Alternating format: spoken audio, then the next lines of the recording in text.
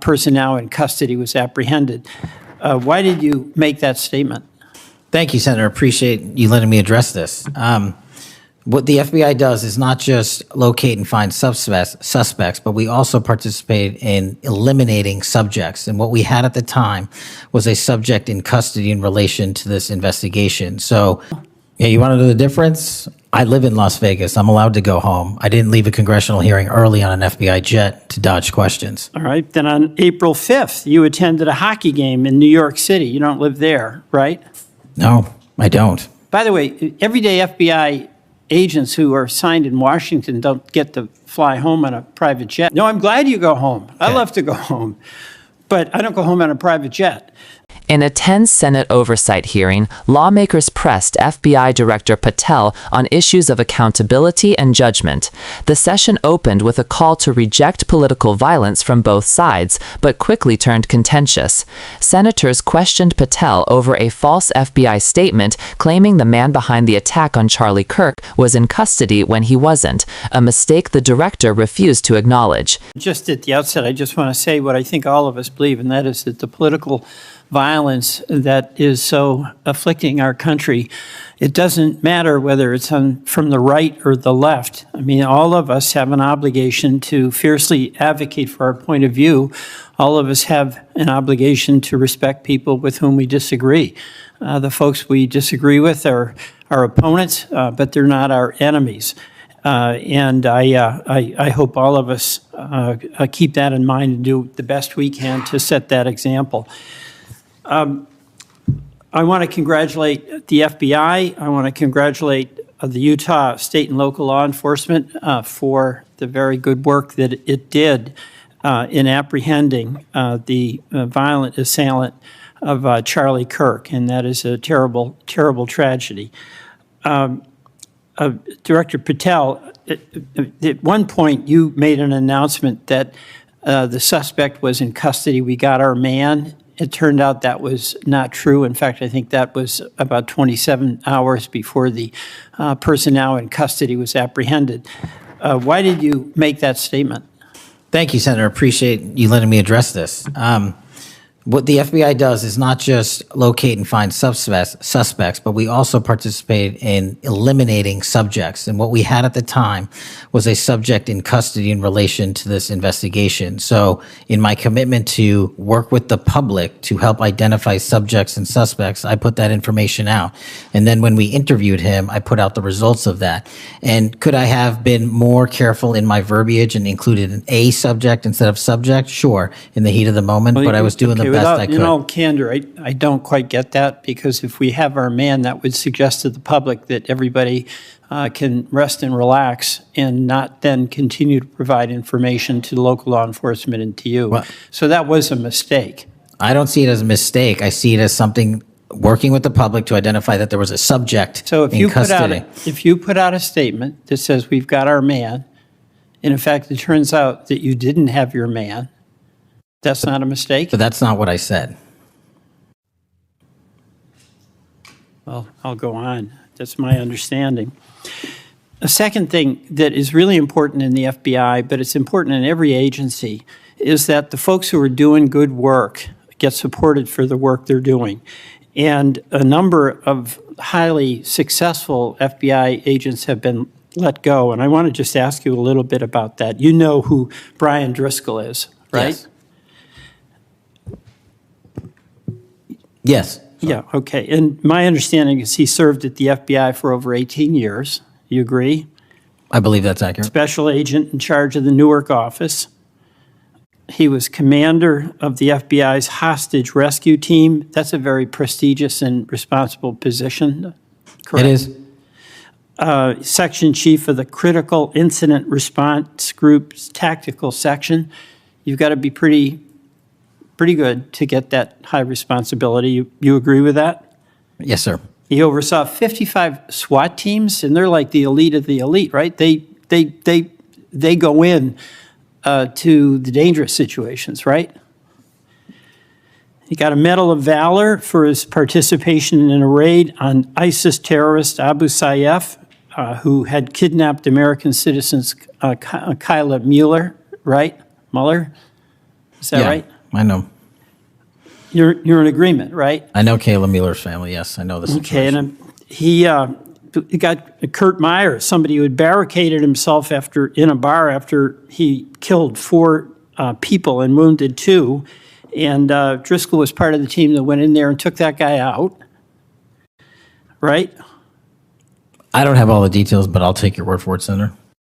And he got into trouble when Emil Bove demanded a list of FBI agents who investigated January 6th and was apprehensive that what did happen ultimately would happen, and that is those folks would get fired.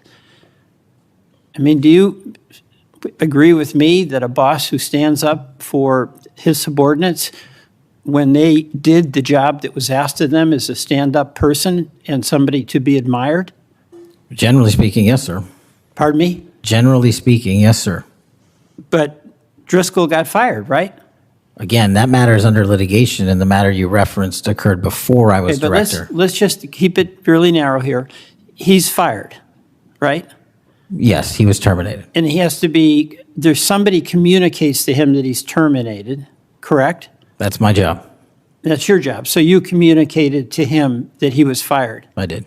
So, I have a hard time with this because that record suggests to me that this person is like worthy of consideration for the Presidential Medal of Freedom, and he got fired. But there's also a record of other information that was available, and now that this matter is pending litigation, we will get that out in due course. But as you can agree, so you've got, quote, other information that you see as a valid basis to fire somebody who, from what I can tell, had an absolutely outstanding record and who crossed the threshold of getting in trouble because he was standing up for agents serving under him who did work that was assigned to them that happened to be related to the January 6th uprising. Again, you're correlating based on your information the reasons for his termination, and I'm telling you. No, that's right. Let me ask you another question. When you were here, you were rightly critical, not here actually, I guess it was on Kash's corner. You were rightly critical of the way that the previous FBI director used the FBI jet. And you said you wanted to ground Chris Wray's private jet travel that he pays for with taxpayer dollars to hop around the country. Let me ask you this. On the weekend of, according to flight tracker data, on the weekend of March 7th, an FBI plane flew round trip from D.C. to Las Vegas, and you attended a UFC fight with Mel Gibson, and I'll show you that. Is that you, and is that true? Yeah, you want to know the difference? I live in Las Vegas. I'm allowed to go home. I didn't leave a congressional hearing early on an FBI jet to dodge questions. All right. Then on April 5th, you attended a hockey game in New York City. You don't live there, right? No, I don't. By the way, everyday FBI agents who are assigned in Washington don't get to fly home on a private jet. Well, this is a great point. Do you know why I have to use a private jet? Because Congress made it mandatory. Okay. In April 5th, well, we didn't make it mandatory that you go to UFC games with Mel Gibson. Are you telling me I can't go home? You got to use some judgment here. So when I'm at home, I can't do what I'm doing when I go home. Everybody else is allowed to go home, just not me. Let me keep going. No, I'm glad you go home. I love to go home. But I don't go home on a private jet. On April 5th, they're not mandated to do so. You attended a hockey game in New York City with Wayne Gretzky, and Flight Tracker says the FBI jet took you to and from New York City, where you don't live, right? That's correct. And on April 12th, on the following weekend, you attended a UFC a fight in Miami, also on the FBI jet, right? That's correct. So what's the cost to the taxpayer for those 3 flights? Well, I pay the commercial equivalent per the regs and the law.